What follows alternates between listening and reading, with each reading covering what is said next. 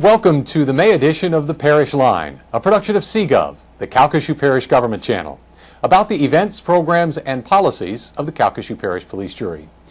On this month's program, we'll look at the new dog park just opened at our Animal Services facility, see the Wall of Hope at our Juvenile Justice Services office, and we will get our first look at CGov's new online video streaming service. First, Calcasieu is in its third year of an aggressive litter campaign. With the help of police jury departments and other agencies, the Calcasieu Parish Police Jury is able to further spread its anti-litter message. Here's Jessica Conrad. Drivers on Ryan Street are seeing a new, but not extremely different sight when traveling towards downtown Lake Charles. The parish has put up a new anti-litter billboard, very similar to the one posted last year. Special Programs Coordinator Jason Barnes says that the litter was not hard to find in Calcasieu Parish. Unfortunately, all of this is fresh litter. We've got a couple of things that actually were the same from last time around. We have a baby pool that was on there. Those are pretty easy to find. We have a refrigerator door, a freezer door. There's actually a dryer piece of a dryer that's on there, and buckets and cans and things like that. And then on road signs. Road signs have just been thrown away here and there. People like to steal them and throw them in the ditches, so we put that on the boards as well. So again, wasn't hard. There are many times where we had missing holes in this billboard, and all we had to do was just drive around for about 20 minutes, and there they were. While the litter was easily found, the parish enlisted help from the Calcasieu Parish Sheriff's Office. This year we actually had the help of the Sheriff's Office litter inmate crews. They helped collect the trash, and they helped put this trash on the board, along with our public works crews that helped last year.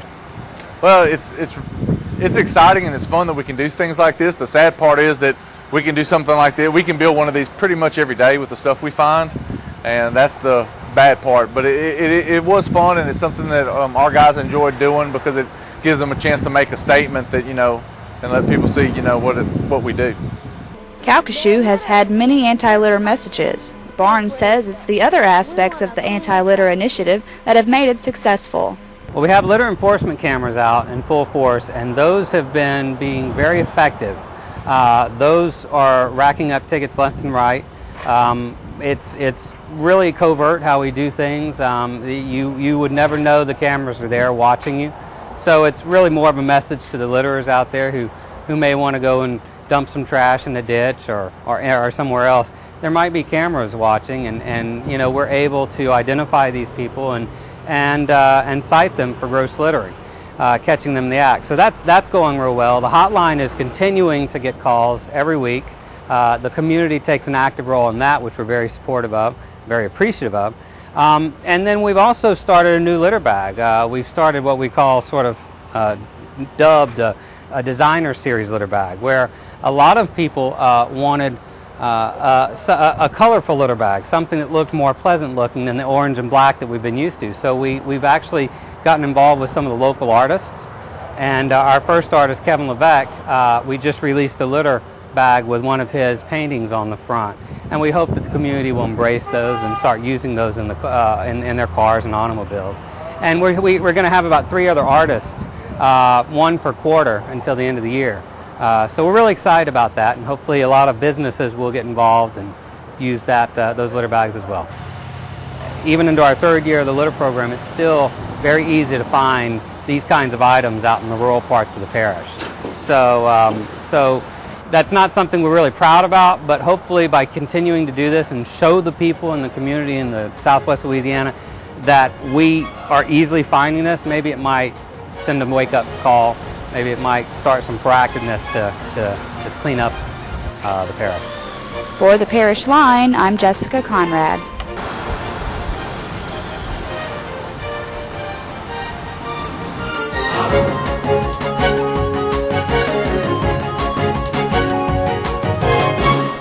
The billboard is expected to stay in place for about a year. Art can be an excellent tool for at-risk teens. The Parish Office of Juvenile Justice Services demonstrated that earlier this month when they unveiled the Wall of Hope. Here's Margaret Higgins. Expression through creativity can serve as an emotional outlet for juveniles in trouble. The Office of Juvenile Justice Services recently dedicated a large clay tile project called the Wall of Hope. Office of Juvenile Justice Services Director Dane Boland tells us more. The Wall of Hope project came about 3 years ago when we were looking at a way for our kids to really participate in an art program, and unlike others, because if they participate in art programs, the public doesn't get to see it because of confidentiality issues. This gave us a way to really do an art program where the public could see it and give the kids a chance to really talk about their passions, and I thought that was really good about it. So we teamed up with the Arts and Humanities Council of Southwest Louisiana. They supplied the funding, which you have to have, we all know, to do these projects. And so we did that, and the end result was the Wall of Hope. It took a lot of collaborations, not only between us and the Humanities Council, but between facility maintenance, who helped out a lot in this project. So we want to thank a group of people for getting this done. The Wall of Hope was created by the at-risk teens. Programs Coordinator of Detention, Kelly Taylor, explains. We really just basically left it up to them to express their feelings on these tiles that we gave them, blank tiles. And we just said, what is your feelings of hope? And just want y'all to just express yourself by painting whatever it is of hope on these tiles. So they was very positive. It came out with different ways that they expressed it, by family, faith, sports, music, which to us was we were very pleased of the positive that came out of it. Police Juror Claude Sias expresses his thoughts. It kind of defines what the kids are and what they do here, especially this wall here by itself defines the place itself of how great job that they're doing with the kids, giving them an opportunity to express themselves. And because sometimes kids can't express themselves through words, but through arts, they'll have an opportunity to express themselves. Art teacher Kathleen Rigler talks about working with the youth. We started with a group of kids over a year or so, and we started talking about hope, and lots of them didn't have hope. They didn't really know what hope was, so we talked about things that they loved or things that they wanted or things that were important, because there weren't a lot of things some of them loved, and they didn't have a lot of hope. They didn't see any hope in their lives. Some of them just hoped to get out of jail, and that was as far as they could think about it. And so it was kind of a long process to get them to see themselves as having value and being important, and then finding some hope. One little boy just hoped he got a hamburger one day, that he could buy his own hamburger. We did a lot of talking. So some of the tiles, it's kind of a shame that they couldn't write everything that they said on some of the tiles, because they really are quite insightful when you get to talk to them. I think that art is a great way for them to express themselves. For the Parish Line, I'm Margaret Higgins.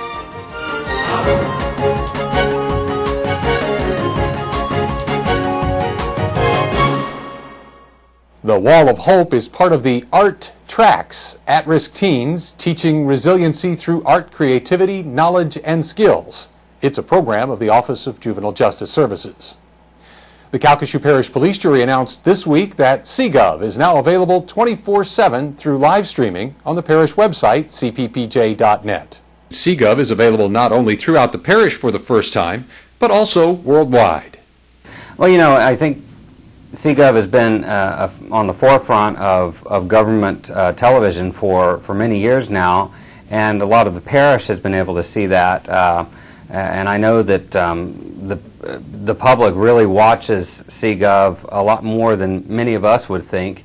But now with the new availability of streaming online, we're now able to reach beyond the borders of the parish and go worldwide. I mean, anybody can pull up the website that we have here in the parish at cppj.net and be able to access the CGov channel real time, 24 hours, 7 days a week. So it's a really big added bonus and another feather in the cap for CGov in promoting everything that the parish has to offer. One of the primary benefits to having the live streaming available is for emergency information, especially for evacuated residents during a hurricane. The added option of having a live stream in an emergency situation is only 10 times better and is only going to help you out with emergency situations when you are located abroad. You know, in hurricane situations, we all know how we have to evacuate in some of those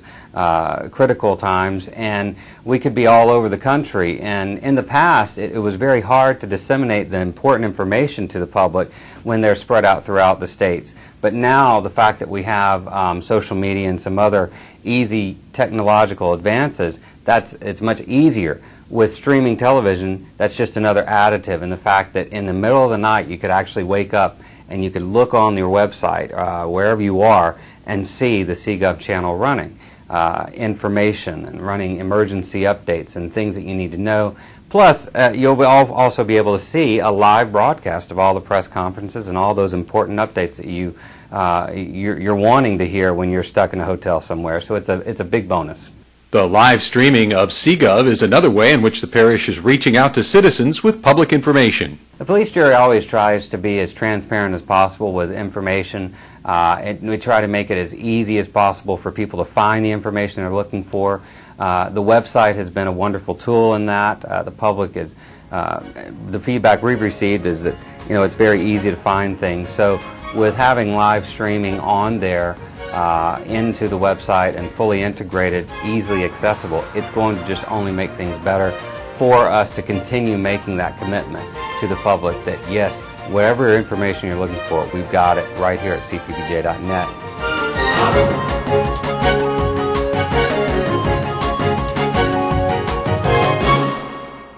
To view us on the web, simply go to cppj.net and click on the link on the front page. You are watching the Parish Line, a production of CGov, the Calcasieu Parish Government Channel, about the events, programs, and policies of the Calcasieu Parish Police Jury. April was Fair Housing Month, and the Calcasieu Parish Housing Department offered workshops for residents. Molly Morgan has the story. The Police Jury's Housing Department recently offered several workshops to the residents of Calcasieu Parish. Coordinator of Federal Program Development, Tarek Polite, explains. During the month of April, in observance of our fair housing activities, we conducted a series of workshops on landlord-tenant rights and mortgage foreclosures. These workshops offered valuable information to both landowners and tenants. Basically, what we covered was just the general responsibilities of both parties as it relates to state law in terms of a person's tendency in a unit. In occupying a unit. So basically we explained to both the landlords what their responsibilities were and the tenants under state law. Responsibilities are very different for each party. Some of the other obligations may be maintaining the unit, making sure that they control their guests and other occupants that may visit the unit. Some of the things that we discussed with the landlord was that they should maintain the unit, and basically we talked about things like late fees and what's applicable to state law, the proper procedures for evictions should you have to go through that particular process, if a client wanted to receive their security deposit back, the proper procedures for doing that. So basically we just covered, again, each party's responsibility under the state law. For the Parish Line, I'm Molly Morgan.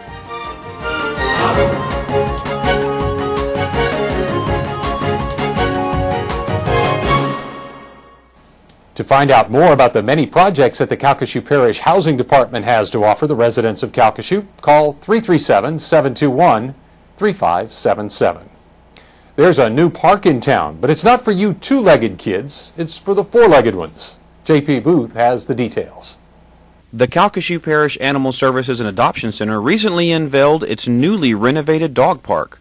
The 2-acre fenced-in park has separate areas for large and small dogs, as well as agility courses. We just renovated the dog park. It got all landscaped. We have agility courses for large dogs and for small dogs. We have a lot of area out here for the dogs to run. We have a separate play yard. It's really large and really a great place for the community to bring your animals. And this is open all the time to the public, so you can bring your dogs out here, and we can, if you're looking at interested in buying or adopting a dog here, we can bring them out here as well.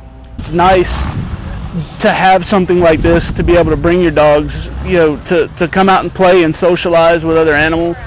I have 3 dogs, 2 of them are rescues, and this has been a long time coming to really have, a facility this nice that they've really put this kind of effort into, that you can look around and the dogs are really, really taking advantage of it and really enjoying it. So it's nice to bring them out and give them a chance to socialize. This park here on the north side of town has a lot of things that parks even in Lafayette don't have, with the agility course, the separation between large dogs and small dogs, the timeout areas, because dogs will get a little ornery every once in a while, but it gives them the opportunity to have dogs of all different types and desires to come out and have an area that fits their dog and their dog's personality. Aside from this, the only area that we have is on Lake Street on the south side, and it's probably not even half this size. So it can't accommodate nearly as many dogs, and it doesn't have nearly the amenities that this park has. Gardner says it's important for dogs to run free and get their energy out, and it could make life a little easier on their owners as well. It's definitely important for people living in apartments and smaller places where they don't have a yard, or they may not have a fenced-in yard at home, to bring your dog out.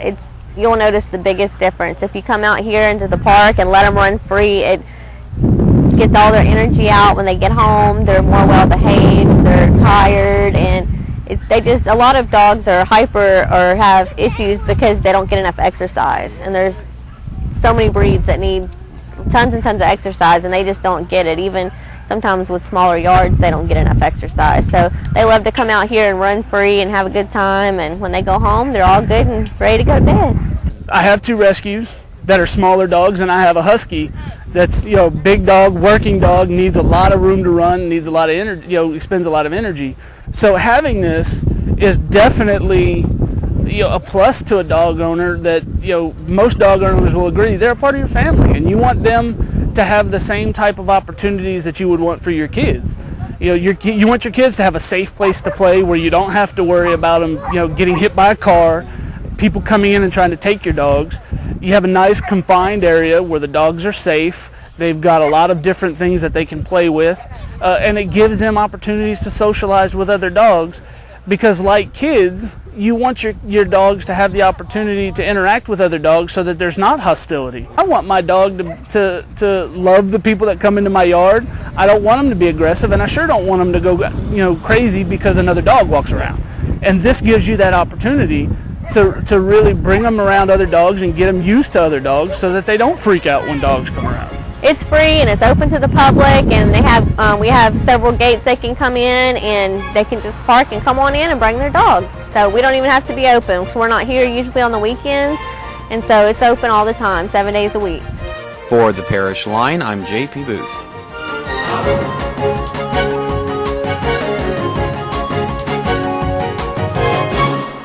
The dog park's grand reopening was part of the first annual Adopt-a-thon, where Animal Services found homes for more than 30 dogs and cats. That's our May edition of the Parish Line. You can get information about all the stories on this month's program, or view the Parish Line in its entirety at cppj.net. Thanks for tuning in. So long.